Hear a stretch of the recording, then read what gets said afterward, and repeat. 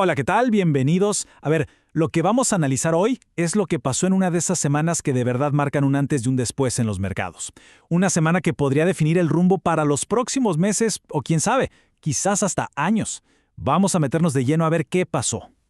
Ok, empecemos por esta frase. Un evento de 5 sigmas. Esto no es solo jerga financiera, ¿eh? Para que se hagan una idea, describe un evento que estadísticamente debería ocurrir una vez cada miles de años. Es una locura, una rareza total. Y lo que vamos a hacer es desmenuzar cómo una semana que había empezado con cierto optimismo, bueno, se fue al piso y terminó en esta venta masiva que ya hizo historia. Miren, esta línea de tiempo es que es perfecta, ¿no? Resume el drama de la semana. Fíjense bien cómo pasamos del optimismo, con pinzas, del lunes, a esa calma tensa del martes, para llegar a la tormenta perfecta del miércoles. Y claro, todo esto explotó el viernes con el colapso. Ahora sí, vamos a desglosarlo día por día para entender bien cómo se fue cocinando todo.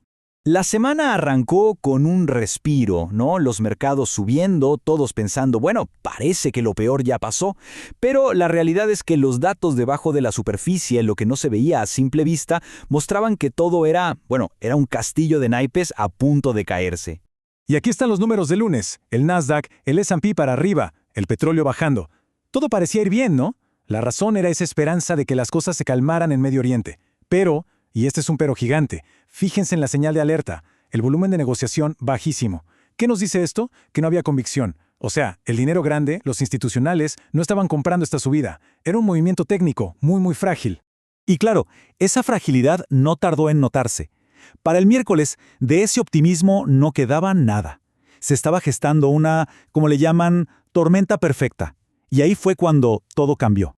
Vamos con el catalizador principal, la chispa que encendió todo, la onda de choque geopolítica. Un conflicto que empezó siendo regional y de repente se convirtió en una crisis de suministro para todo el mundo. 20%.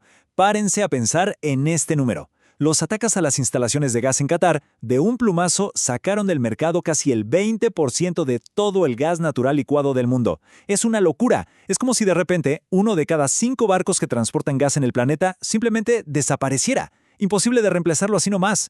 Y aquí viene lo peor. Las estimaciones para reparar todo ese daño, entre 3 y 5 años. O sea, el mercado de inmediato entendió que esto no era un susto de un par de semanas. No, esto era un problema estructural, a largo plazo. La crisis energética ya no era un shock, era la nueva realidad. Y este gráfico lo deja clarísimo. Miren la diferencia de precios. Mientras que en Estados Unidos el petróleo estaba más o menos contenido, fíjense en Asia, por los nubes, estaban pagando primas enormes. Esa es la señal más clara que existe de que hay una escasez física real. No había suficiente petróleo para todos. Mientras las acciones se movían como locas, el mercado de bonos, que muchos llaman el dinero inteligente porque suele anticipar los problemas, estaba sonando todas las alarmas. La señal era clarísima. Y la señal era esta. Salieron los datos de inflación y vinieron mucho, pero mucho más altos de lo que se esperaba. Y ojo, esto fue antes de que se sintiera el peor golpe de la crisis energética. El dato de precios al productor en Estados Unidos, por ejemplo, fue el doble de lo esperado. ¿Qué pensó el mercado? Esta inflación. O sea, el peor de los mundos. Alta inflación y una economía que no crece. Y para rematar, los bancos centrales, que hasta ahora habían sido el gran soporte de los mercados, cambiaron el discurso de forma radical. La Fed en Estados Unidos, el Banco de Inglaterra, el Banco Central Europeo, todos, al unísono, se pusieron en modo restrictivo. Básicamente le dijeron al mercado, se acabó la fiesta del dinero fácil. Y con eso, quitaron la última red de seguridad. Y esto nos lleva a este número, 5%. El rendimiento del bono del Tesoro de Estados Unidos a 30 años se acercó a ese nivel. Y ese es un umbral psicológico y técnico súper importante. Históricamente es el punto donde las cosas empiezan a romperse en el sistema financiero. La presión era máxima. Y acá es donde la cosa se pone realmente extraña. En una crisis, ¿qué se suele hacer? Correr a refugiarse en activos seguros. Pero esta semana, esa lógica se dio vuelta por completo. Y eso nos mostró que había un problema de fondo mucho más grave. Pensemos, un mundo con un conflicto geopolítico que genera caos y una inflación que se dispara por las nubes. ¿Qué debería pasar con el oro? La lógica te dice que debería volar. Pero pasó exactamente lo contrario. Y ese movimiento tan raro fue la pista de que algo mucho más profundo estaba pasando. Miren estos números. El oro cayó un 10%. Sufrió su peor semana desde 1983. Cayó mucho más que las propias acciones. O sea, el principal refugio de valor se comportó peor que los activos de riesgo. Completamente ilógico, ¿no? Bueno, había una razón. Y la razón era esta. No fue una crisis de confianza en el oro, fue una crisis de liquidez. Se vendía oro no por desconfianza, sino porque era de lo poco líquido que quedaba para conseguir dólares. Había una carrera desesperada por el dólar para cubrir otras pérdidas. En cambio, Bitcoin, curiosamente, aguantó bastante mejor, actuando como un refugio alternativo para algunos. Y llegamos a la última parte. Vamos a ver el clímax de la semana. Cómo todo esto terminó de explotar el viernes en una jornada que, de verdad, va a quedar en los libros de historia financiera.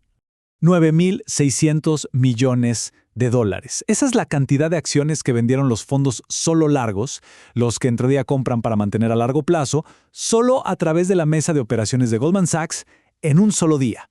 Cuando ves que hasta los inversores más pacientes tiran la toalla de esa manera, eso tiene un nombre: capitulación, rendición total. Entonces, la pregunta es, ¿por qué el mercado se volvió tan increíblemente violento, tan inestable?